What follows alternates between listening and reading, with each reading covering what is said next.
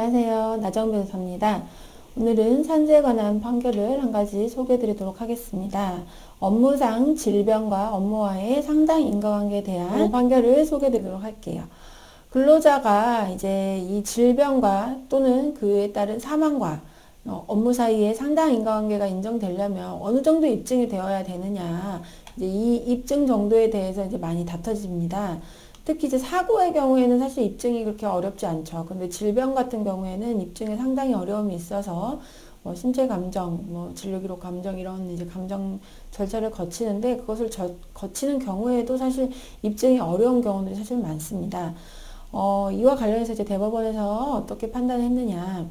근로자의 취업 당시 건강 상태, 질병의 원인, 작업장에 발병 원인 물질이 있느냐, 그 여부, 그 다음에 발병 원인 물질이 있는 작업장에서 근무를 한 기간 등 재반 사정을 고려할 때 업무와 질병 또는 그 질병에 따른 사망 사이에 상당 인과관계가 있다고 추단되는 경우에도 입증이 있다고 보아야 된다. 그러니까 이 추단이라는 말은 상당히 이제 일반적으로는 쓰지 않는 말이지만 과학적으로 100% 오류가 없이 예외가 없이 입증되는 것은 아니지만 그럴 수 있다.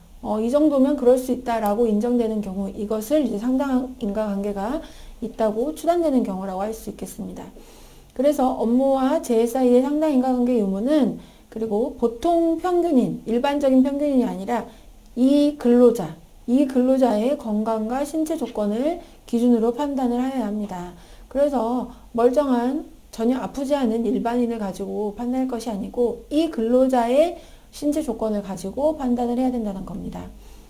그래서 이 사안에서는 원고가 입사 전이나 입사 후에 아무 건강에 이상이 없었는데 퇴직 후에 피부에 반점이 생기고 여러 가지 이상 징후가 나타나서 치료를 받다 보니 급성 골수성 백혈병으로 진단을 받게 됐습니다.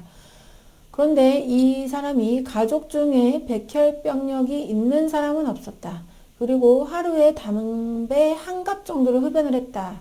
이런 요인이 있었습니다. 근데 백혈병의 발병 원인에는 유전적인 요인과 환경적인 요인이 있는데 대부분의 경우에 발병 원인을 정확히 알 수는 없지만 방사능 피폭, 벤젠이나 기타 화학물질이 백혈병과 관련이 있다. 일부 바이러스 감염도 관련이 있는 경우도 있다. 그리고 특히 백혈병의 잠복 기간은 평균 11.4년이나 된다. 그렇다면 이 사건에서 이 사람이 비록 담배를 하루 한 갑을 피우기는 했지만 그 전에 전혀 이상이 없었고 입사 전에도 이상이 없었고 유전적으로도 백혈병의 그런 요인이 없었다. 그런데 이 회사에 입사해서 9년간 근무를 하는 과정에서 발암물질로 백혈병을 유발하는 벤젠에 9년 동안이나 지속적으로 노출이 되어 있었다. 실제 근무는 더 깁니다. 그런데 9년간 벤젠에 노출되는 업무를 했던 겁니다. 그 다음에 이 노출을 한 정도를 볼 때 노출 허용 기준을 초과하진 않지만 수치는 낮지만 장기간에 걸쳐서 노출이 됐다. 그렇다면 이 사건 백혈병의 유발 인자로 충분히 작용될 수도 있다.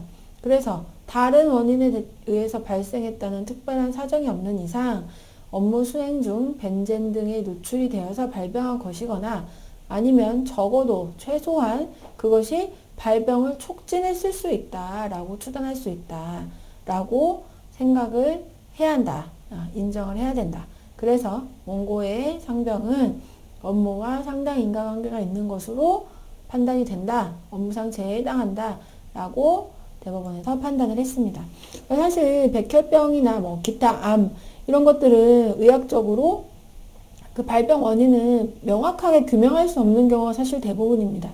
그렇기 때문에 그 입증 정도를 산재보험급여를 청구하는 근로자 측에게 그것을 부담시키는 것은 너무나 가혹한 결과가 될 수 있겠죠. 거의 입증이 어려워질 수 있습니다.